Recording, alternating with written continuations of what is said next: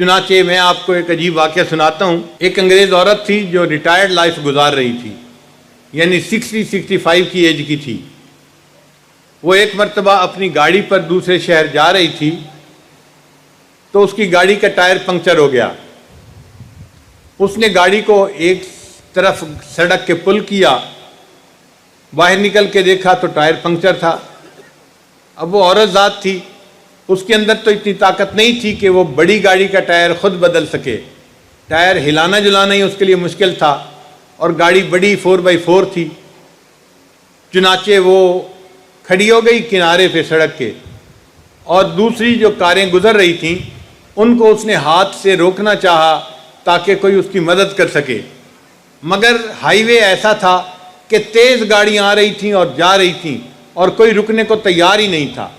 حتیٰ کہ سخت دھوپ کے اندر اس کو پسینہ بھی بہت آیا اور وہ بہت پریشان بھی تھی، اور گاڑی کوئی رک ہی نہیں رہی تھی۔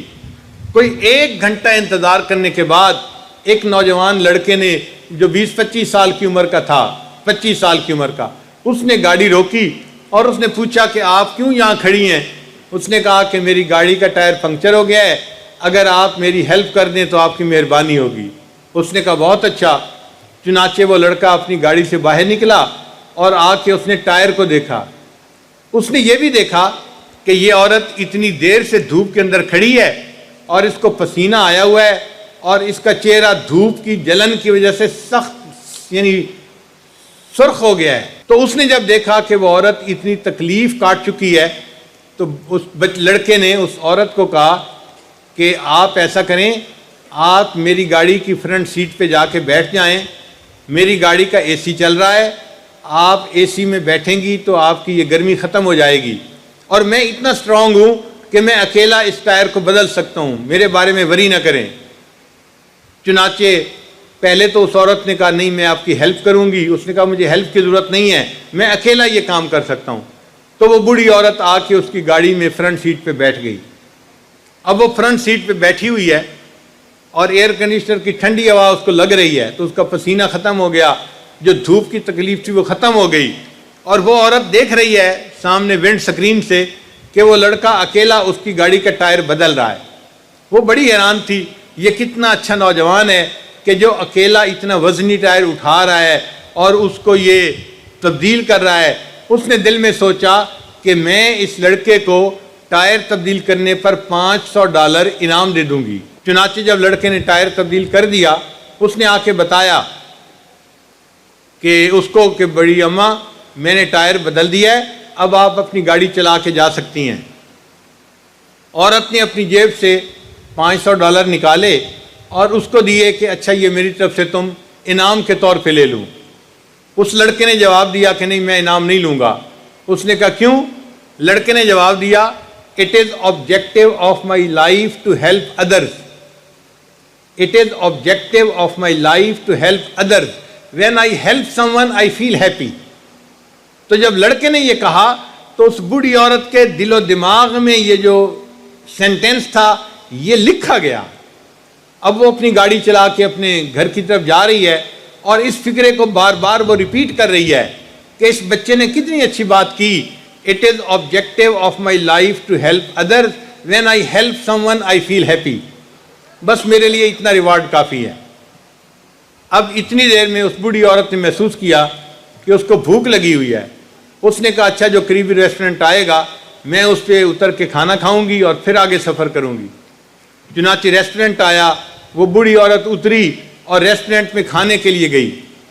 جب ویٹریس اس کا کھانا لے کے آئی تو بوڑھی عورت نے دیکھا کہ وہ ویٹریس پریگننٹ تھی اور تقریباً اس کے پریگننسی کے کوئی 8 مہینے گزر چکے تھے، یعنی اس کے پیٹ سے جسامت سے اندازہ ہوتا تھا کہ بچے کی ولادت کا وقت بہت قریب ہے۔ اب یہ بوڑھی عورت کھانا کھا رہی تھی مگر اس کے دماغ میں وہی بات گھوم رہی تھی It is objective of my life to help others. When I help someone, I feel happy. اب جب اس نے اس ویٹریس کو کہا کہ میرے لیے پیپسی لاؤ، میرے لیے فلاں لاؤ، اور وہ لڑکی اس پریگننسی کی حالت میں کام کر رہی تھی، تو اس کے ذہن میں خیال گیا کہ میں ریٹائرڈ لائف گزار رہی ہوں، میرے بینک اکاؤنٹ میں کئی لاکھ ڈالر موجود ہیں جو مجھے ملے تھے ریٹائرمنٹ کے، اور یہ لڑکی اس حالت میں بھی مزدوری کرنے پہ، کام کرنے پہ مجبور ہے، تو اس کا مطلب ہے کہ اس کے فائنینشیل حالات اچھے نہیں ہیں، ورنہ تو اس کو گھر میں آرام کرنا چاہیے تھا اس حال میں۔ چنانچہ وہ ویٹریس جب نیکسٹ ٹائم آئی تو اس نے اس سے پوچھا کہ تم چھٹی کیوں نہیں کر لیتی، تمہاری پریگنینسی کا وقت قریب ہے۔ اس نے کہا ہاں 1-2 ہفتے کے بعد میرے بچے کی ولادت ہو جائے گی، مگر میرا خاوند نوکری کرتا ہے اور اس کی تنخواہ اتنی زیادہ نہیں ہے، اور جو ہاسپٹل ہے اس میں $5000 اس ڈیلیوری کیس کے لگتے ہیں، تو میں نے سوچا کہ کچھ دن میں بھی مزدوری کر لیتی ہوں، تو کچھ پیسے میں جمع کر لوں گی، کچھ میرا خاوند جمع کر لے گا، تو ہم مل کے ہوٹل جو ہاسپٹل ہے اس کے بل پے کر سکیں گے، اس لیے میں کام کرنے پہ مجبور ہوں۔ جب اس لڑکی نے یہ بتایا تو اس عورت کے دل میں ہمدردی پیدا ہوئی کہ میرے لیے $500 تو کوئی حیثیت نہیں رکھتے، تو اس کو کیا یہ $5000 میں ہی نہ کیوں ہدیہ دے دوں۔ اس نے اپنا چیک بک نکالی اور $5000 کا چیک لکھا اور ایک لفافے میں ڈال کے اس ویٹریس کو دیا، اس کو کہا کہ یہ میری طرف سے انعام ہے، تم اسے یہاں نہیں کھول سکتی، گھر جا کے کھول لینا اس لفافے کو۔ اس نے کہا بہت اچھا، اس نے اس لفافے کو اپنی جیب میں ڈال لیا۔ اب یہ ویٹریس جب اپنے گھر گئی تو اس کا خاوند بزنس ٹرپ پہ گیا ہوا تھا، وہ واپس آ چکا تھا۔ چنانچہ ویٹریس نے کھانا بنایا ہوا تھا، میاں بیوی دونوں مل کے کھانا کھا رہے تھے۔